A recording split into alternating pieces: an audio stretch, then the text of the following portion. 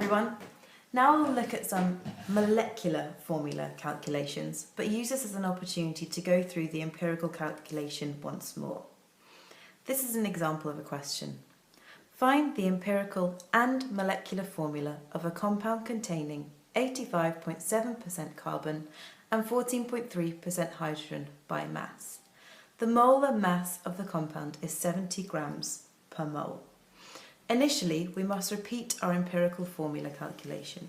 So we set up our table with the elements as our column headings.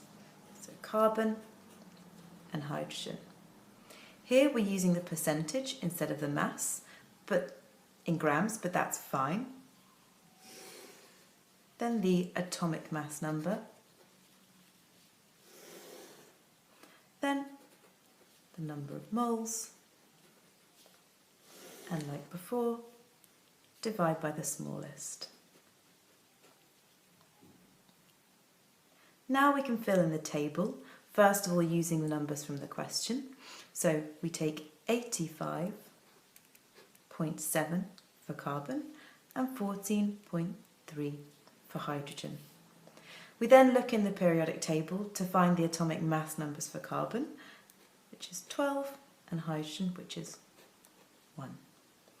We can then work out the relative number of moles in this compound using the percentage divided by the atomic mass number. So I take 85.7 divided by 12 and I get 7.08.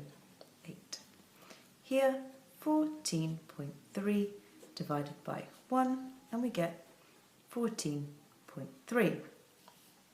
Now we divide by the smallest, and I have to choose which of these two numbers is smaller.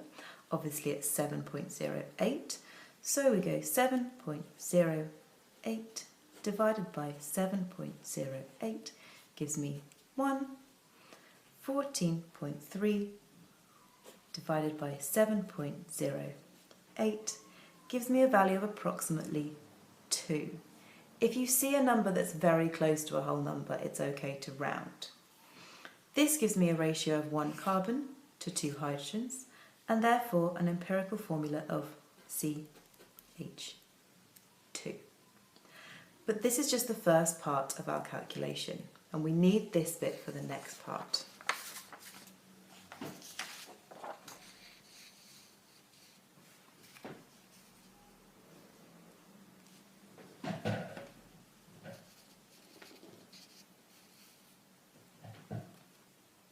So, this provides a nice example of an empirical formula that cannot actually exist as a compound. If we know anything about hydrocarbons, you'll know that CH2 doesn't match the general formula of an alkane or an alkene. Our task is now to calculate the molecular formula of the actual compound. And in order to do this, we need both our calculated empirical formula and the information given in the question that the molar mass is 70 grams per mole. The first thing we need to do is calculate the MR, or the molecular mass, of our theoretical compound from our empirical formula.